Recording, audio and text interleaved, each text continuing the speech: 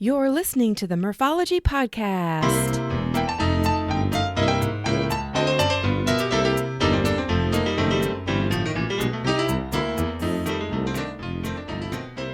Thanks for tuning in to the Murphology Podcast, aka Murph here to share interviews about biking experiences from cyclists who have pedaled to places all over. Each week we will get to know new people and explore new destinations to ride your bike. As you listen to these adventures, you may wonder, why haven't I done that yet? On the show today is Kathy Browning. She lives in a small town in Wyoming and is a huge fan of fat biking. She started writing a blog about her fat bike experiences, and as it grew in popularity, it turned into a website called fatbikegirl.com. And this website is a great resource for everything bike related, including fat bike events, product reviews, and of course, inspiration. You can also find Kathy's blog posts here. Now, in addition to the Fat Bike Girl website, there is a private Facebook group also called Fat Bike Girl for women to share successes and to also ask questions. I found Kathy and her story to be truly inspiring. Take a listen. All right, well, on the show today, we have another Kathy with a K. Hi, Kathy. Hi, Kathy. How are you? Good. It's so nice to actually hear a voice that goes along with all the things that I follow you as far as social media goes. And I have to say the same because it's fun listening to your podcast, and congratulations on your 100th one as well. Yeah, thank you so much. It's been so much fun to, get to hear different people's stories, and it actually makes my Let's Go Bike Here list get longer and longer every time I meet somebody. Oh, I have one of those too. I keep it on a whiteboard, actually. Oh, cool. Yeah. Yeah. So I guess with that said, we are on the show today to talk about biking, of course, because this is a biking podcast, but specifically about fat biking, because Kathy actually has a website and a social media presence called Fat Bike Girl. So I can't wait to talk to you about this. Of course. Yes, this will be fun. And I have a love of all things fat bike. Yes. Well, let's start off by, can you tell the listeners where you live and maybe what the cycling culture is like there? Sure. I live in Lander, Wyoming, and it's a small town of about 7,000 people. And it's at the base of the Wind River Mountains. And for context, it's about 3 hours to Old Faithful and Yellowstone National Park, or 2.5 hours to Jackson Hole. But it's really a true outdoor community. We have a big mountain biking, road biking, gravel cycling presence. It's also there's a big community of rock climbers as well. And when I moved here 22 years ago, there wasn't much in the way of mountain bike trails. But it's really taken off in the last 8 to 10 years. We went from having one tiny bike shop to now two full-service bike shops. And the cool thing about here is you can find anything from, true mountain bike trails up in the mountains, or right near town is desert riding, and there's red rocks and slick rocks. And it's all within the short drive. Wow, that sounds awesome. I'm trying to think if I've been to Wyoming with a bicycle. And I don't know if I have the answer. Maybe as you start talking, I'll remember an epic time I've been to Wyoming. Yeah, most people just see the windy parts and kind of not pretty parts when they drive through on I-80. But Wyoming's definitely the best kept secret. Oh, good. Okay, good. And, specifically, we're going to get into fat biking. And when I think about when I first got my fat bike, it was meant specifically to ride on snow because I live in Iowa. But I quickly learned that you can ride a fat bike any time of the year.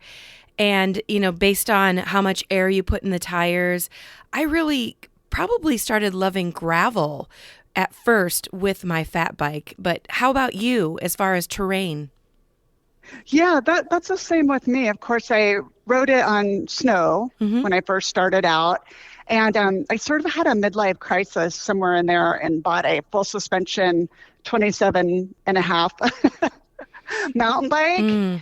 And but when I had my fat bike and this, fancy, great downhiller bike, I was always reaching for my fat bike, and I never rode that great full suspension bike again. So I started riding, pretty technical trails with it, and it's a hardtail, and there's no suspension on it, fully rigid. And I find that it really floats over rocks and roots if you do dial in your tire pressure just right, which I don't know, 'cause, like for me, it's around four to five PSI. But and then the great thing about it is when you're on flowy trails, I think the tires just make this great humming sound because I just leave on my winter tires. I used to switch them out, but I found I can climb better. It's like climbs like a mountain goat on technical trails. So and I do have an extra wheel set that I swap out, a 29 plus wheel set for bike packing in the summer too. I have the exact same story, Kathy. I ended up getting a full suspension mountain bike thinking that I was going to be doing all this technical stuff. And exact same thing. I feel way more comfortable on my fat bike and just adjust the tire pressure. So exact same story. And I can't even think of the last time I rode a full suspension mountain bike. I don't miss it at all. Yeah, same here. Just the fat bike is just so much fun on that stuff. Yeah.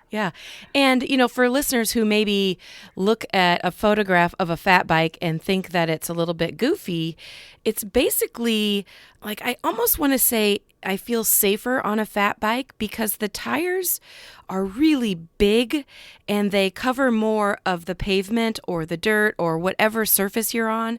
So, when you see a big pothole, of course you want to try and pedal around it, but sometimes it's fun to just roll right over it and not have to worry about it.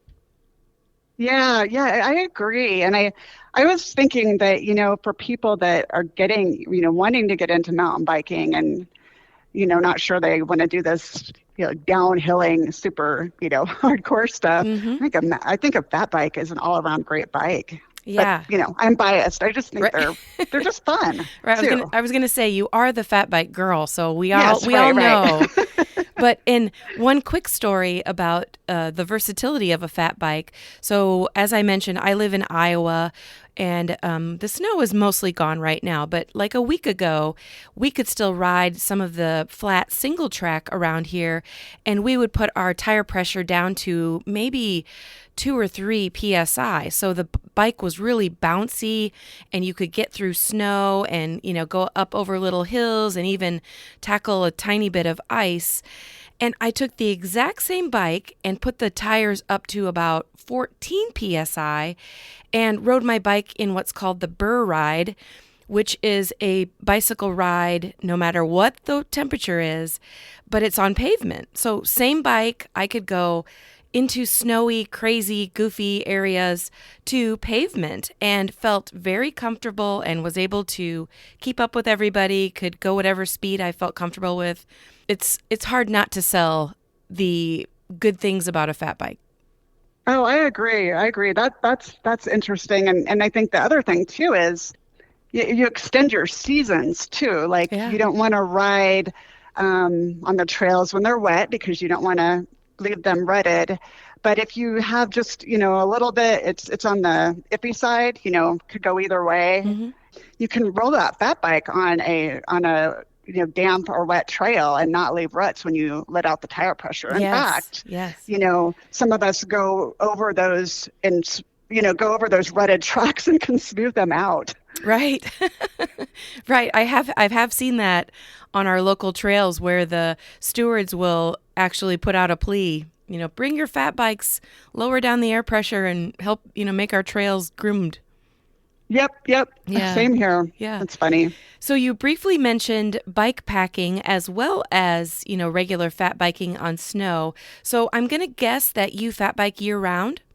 Year round. Yes, I do ride the fat bike year round. So yeah, every single season. Occasionally I'll pull out my gravel bike if it's like snowy and completely mush, and I'll ride that. But I fat bike every season.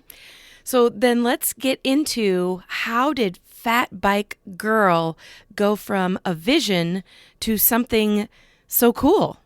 A quick interruption to tell you this week's podcast is sponsored by Lizard Lips Lip Balm. These great lip balms contain natural ingredients, come in a variety of flavors, and you can choose certified organic or balms with sun protection. Check it out at lizardlips.net. Now back to the show. Oh, well, I had been blogging for a while and just about my adventures, but I felt like I wanted it to be more than just my stuff. And there was only about 4 guys in our town and me that were on fat bikes. And I wanted to get more women out there fat biking. And so I started putting up posts about, like my tips and tricks that I've learned since I started fat biking. And then that kind of segued into doing reviews on, if I found a pair of pants that actually came in a women's version, then I would buy them and try them out and do a review. Because I was always frustrated. You go on different sites or magazines and you see a review and it's by a guy. And then you look up the item and it's only offered at, a men's version. And so that was a goal too, is to try to find things that are women specific and share that.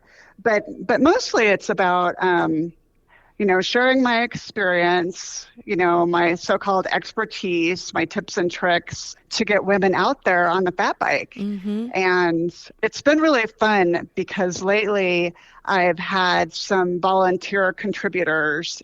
One wrote a story about setting up a poker fest, and it looks like a riot to set up an event like that. And then another one reviewed a wool bra, which was great. So I feel like it's getting closer to where I want it to be, which is an actual community. And I had that vision for quite a while, but I finally took the time when I was on medical leave for breast cancer treatment in 2019. I had and it was something that kind of kept me going because I would, organize my pictures and do some writing. And even though I couldn't really be out on the bike as much as I'd like, it was something that I could do and, look forward to too as well. Yeah. And congratulations for being a breast cancer survivor right now. Oh, thank you. Yes, I feel very, very lucky. Yes, gosh, that's great.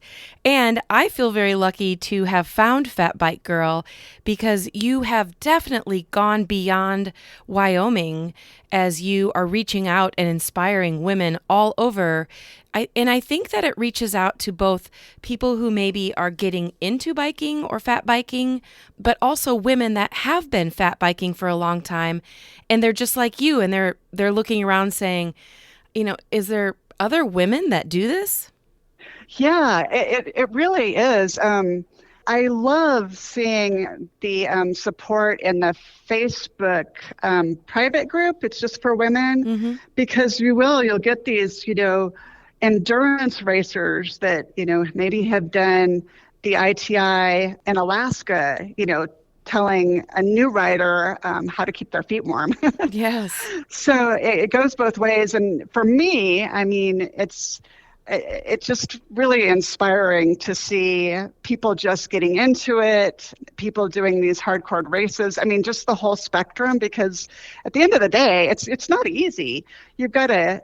It's not like just hopping on your bike in the summer. You've got to think about it. You've got to dress warm, and it's hard to get motivated when it, might be 5 degrees outside. So I'm inspired all the time when I see these posts on Facebook and the pictures from not just the United States, but from all over the world. It's been really fun. Yes, I agree.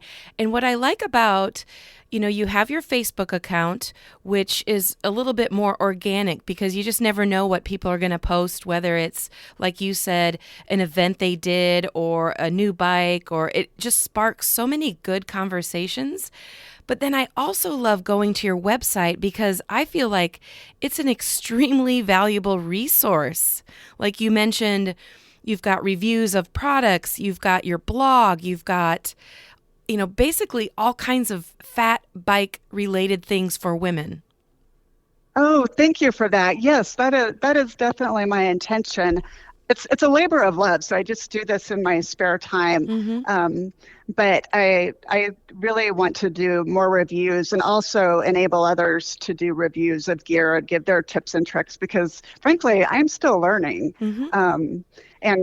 And I think that's one of the great things about this group. Like, well, for me personally, because I tend to get in a rut. Like this works for me, but oh, hey, there might be a better way. So keeping my mind open and listening for those things. But just today I got some pedals in the mail from MagPed, and I'm going to try those out because, and I think that'll be a fun review too, because many of us don't clip in the winter when we're riding in snow for, so many reasons. So I'll be interested to try these magnetic pedals, but yeah, that's the intent of it, is to be a good resource for people.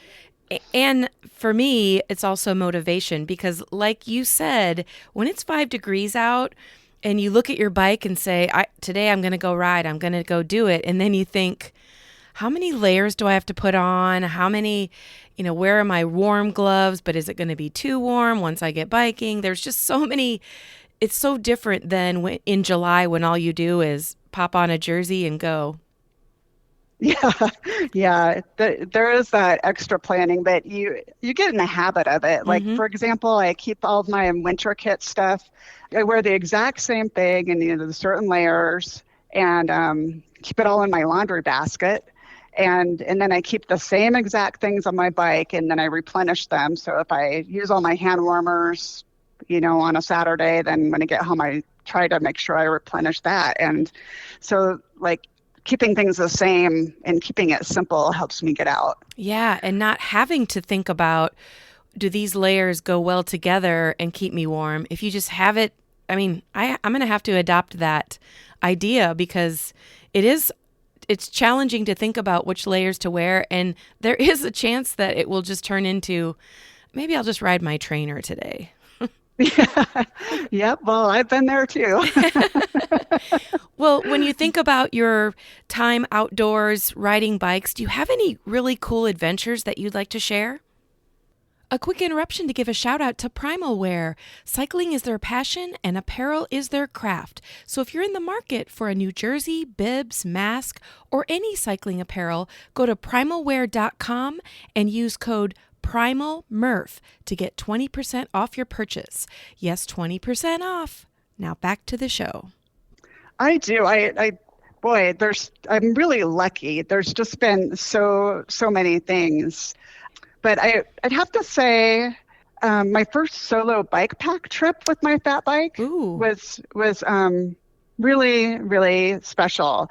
It was on Mother's Day during the pandemic, and I was still considered high risk due to my cancer treatment. So that spring, I hadn't been around anybody for months.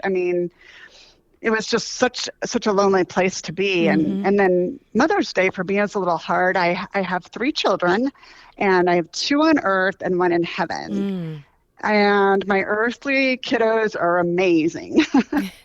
But there's a part of me that is missing since my daughter Annalise died. And I really feel it on Mother's Day, even though I feel so fortunate. And it's also a mixed feeling day, because I lost my mom a few years back, who was an absolute sweetheart and had such a spirit of adventure.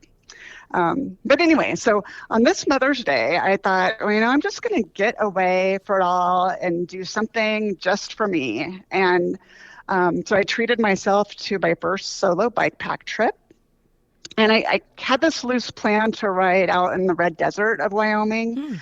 So I kind of looked at Google Earth and had a plan in my head and took my topo maps. But I veered off that and started following cattle trails. You probably don't experience this there, but on our public land, there's all these, cattle can graze on it, and they make these great mountain bike trails. Like almost like a single track? Yeah, like a perfect single track, perfectly flat and smooth, because they're going from water source to water source or from Salt Lake to a water source. So I ended up following those, and then I saw so many bands of wild horses. And I think mostly I was following their trails in the end, but it was really neat. They were just, running through the red deserts with the mountains in the background, and their manes were, just trailing in the wind. And the cool thing is I discovered this by accident, but I stopped to watch them, and I put my bike down and I sat down in the trail, and they're really curious. They just come up closer and closer, and so that was neat. But I was out for just a couple days, and I didn't see another person. I was riding sort of in these badlands, just exploring, off road. I'd ride up sandy washes, and make a nice flat trail, and the fat bike was perfect for that, for sand, of course. But yeah, it was May, and there were some wildflowers coming out, and just really, really pretty. And I kept it simple. I didn't bring a stove. I just wanted to kind of be light and, just for my first trip and feel things out. And it was my first time trying out my tent, and that was a big success. I really liked my tent. Yeah, it's fun getting gear, right? Yeah. Oh, yeah. It is fun. Yeah. And I'm glad I got a tan color because it blended in with the surroundings. I mean, I didn't see anybody. I was out in the middle of nowhere, but I still liked the fact that, I could blend in and wouldn't be the obvious solo female biker. Overall, it just sounds like a really peaceful adventure, and then also a great time just to reflect on everything, whether it's the horses or your family or loss or success with cancer. Like, it's just, I can feel the energy through the phone that, of your experience. Yeah, it was just what I needed, You're right. Just the peacefulness of it, the fun of it. And, it's different being alone in your house and feeling lonely. But when you get out in these wild spaces and you're alone, you're not lonely at all. Right. And it was a perfect trip. It was just what my soul needed. Oh, awesome. What's something fun you take with you on your bike? Oh, well, in the winter, in the summer too, I should say, I carry a flask of whiskey. I do. And I know it's not great for keeping warm. It has the opposite effect, I think, for vasoconstriction. But one thing that we do here on our rides is, depending on how long we're out, we'll stop, in the forest, and we'll clear a spot of snow. We'll build a fire. And, before the pandemic, we'd pass around a flask of whiskey, or some of us would bring beer. One time somebody brought brats, and we roasted those over the fire. So nice. Yeah, I know. We just make it fun. Yeah. And last weekend was funny because it was really cold, and I didn't go very far, but I was just happy to be out. And snow was soft. I was working really hard. And I had one of those vanilla protein shakes. Yeah. And I had my flask of whiskey, and I thought, I'm going to put some whiskey in there. So I put some whiskey in there, and I shook it up, and it was like a vanilla whiskey milkshake. Oh my gosh, that is awesome. So good. But yeah, that's my fun thing. As long as you don't start drinking that after your indoor trainer rides, right? Oh, yeah. Well, that didn't occur to me. Thanks for the idea. Oh, that's awesome. Yeah, when we are out, on group rides, we do a ton of social group rides in my area where I live. And we've all started carrying the brand name, I think, is Ice Mule. And they are like insulated coolers. And you can get them in about every size. So when we throw a couple of panniers on our fat bikes, you can fit an Ice Mule cooler in there. And then you can carry, whether it's alcoholic beverages or not. So it just makes it so much more fun, like you mentioned, to have a trail stop, and you can just, pop out a beer. Or I have not brought a flask of whiskey. I may need to try that. Yeah, it's really fun. And do you put the cooler in did you say in your panniers? Yeah, or sometimes you can bungee it to a rack, because it's really cool as far as insulation goes. And I've used it also without ice, just as a, something to carry gear. Oh, good tip. Yeah. So it's pretty nice. Yeah. Okay, so you had success when you went out on your solo bike packing trip, but have you had any adventures where you maybe have mishaps or an interesting story you want to share?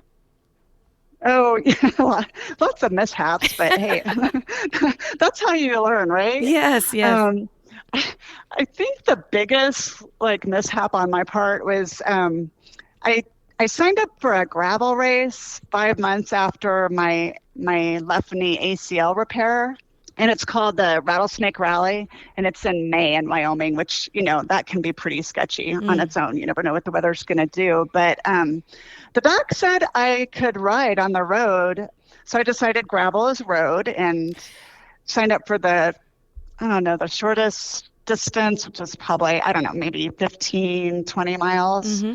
But the weather was terrible. It was cold and rainy and muddy. And I was doing this with my partner, and I forgot my chamois. Mm. And so he loaned me his, which, Men's, yes. that didn't work that great. He's pretty tall. And then I I don't know what I was thinking, maybe because I had downtime when I had my ACL, but I put a new saddle on my bike. Oh, Just, no. I know, yeah. And so it was just miserable between the saddle and the chamois and the weather. But I did it. One of the good things about the ride is they had this cool thing at the aid stations. So they Oh, had this yes. really cool thing at the aid stations where they had a clothesline strung across the tent.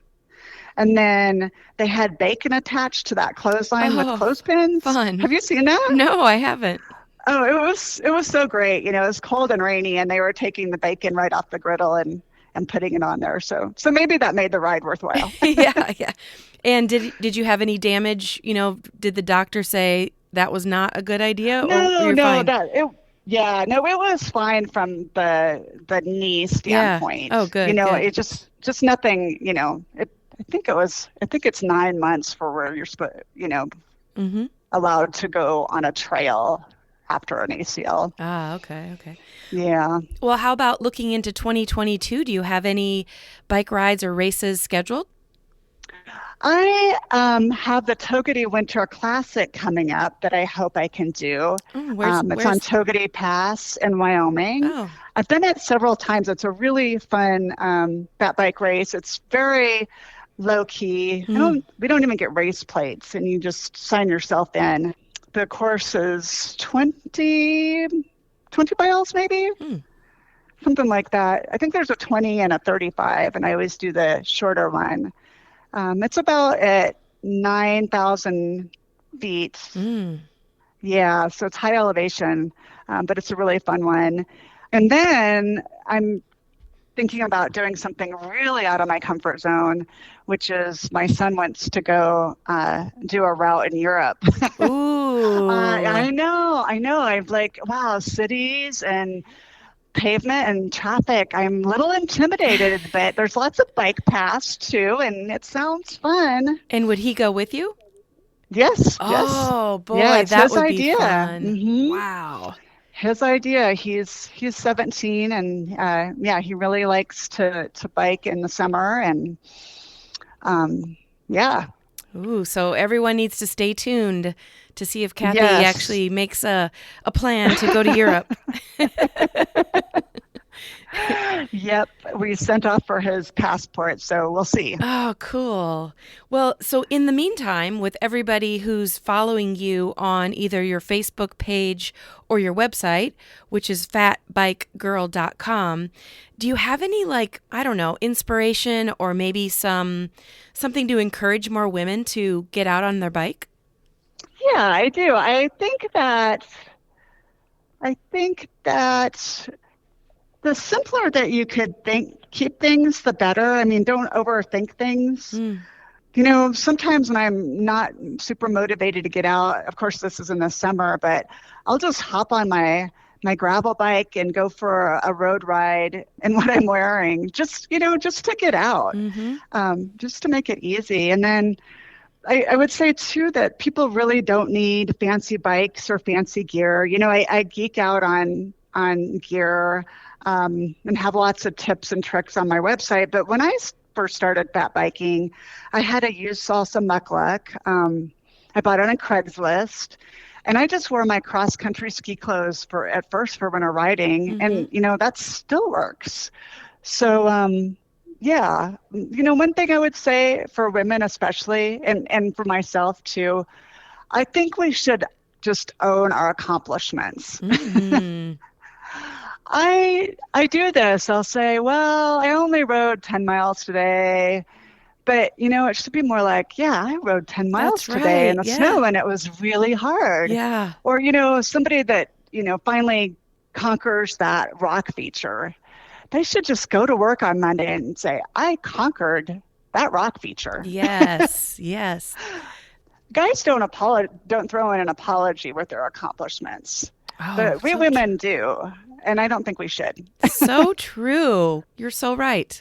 Thank you for that. Sure. Yeah.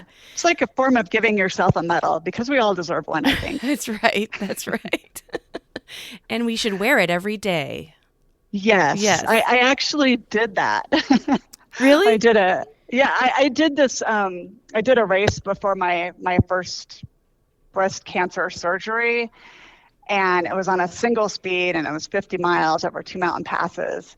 And after I did that, I was like, man, I can do this cancer thing too if I could pull that off. But I had that medal. They gave everybody the medal. Mm-hmm. But when I was feeling nervous about, cancer, upcoming surgery, I'd wear that medal around my house. I love it. I even wore it in the car to doctor's appointments.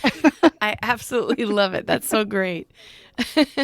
Well, Kathy, I find you very inspiring. You have accomplished a lot, and the whole Fat Bike Girl movement, I just feel like it's going to get more and more popular as, we get into spring and just people getting excited to be outside and be on bikes.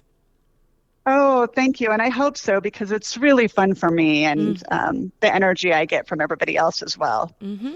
And the website is fatbikegirl.com, correct? Correct. Great. So I would love it if everybody would check out the webpage, of course, and subscribe, and then join the Fat Bike Girl community for tips and tricks and to connect with other riders. And you don't have to have a fat bike, but if you're interested in getting one, please consider joining. I'm always looking for ideas and contributors. So feel free to reach out to me. I am Kathy at fatbikegirl.com. One of the things I plan to do next is to highlight women-owned bike businesses, including travel, podcasts, whatever it may be, large or small. So if people are interested, please reach out to me as well. So yeah, I think that's the next thing on the horizon. I love it. Well, thank you so much for coming on the show, Kathy, and hopefully everyone goes and checks out Fat Bike Girl on Facebook and the website. Thank you, Kathy. Well, listeners, that's it for this week. If you're interested in learning more about my Transamerica bike tour across the U.S., go to my website, which is murphologypodcast.com, and click on the tab labeled Murphs Biking the U.S. Email me at murphologypodcast@gmail.com if you have a topic or the name of a cyclist you find interesting. Support my podcast at patreon.com/murphology and visit both my Facebook and Instagram pages for daily entertainment. Also, a quick shout out to Simmons Electric for sponsoring this episode. I have more great episodes in the pipeline, so I hope you continue to be a Murphology podcast listener. Thank you.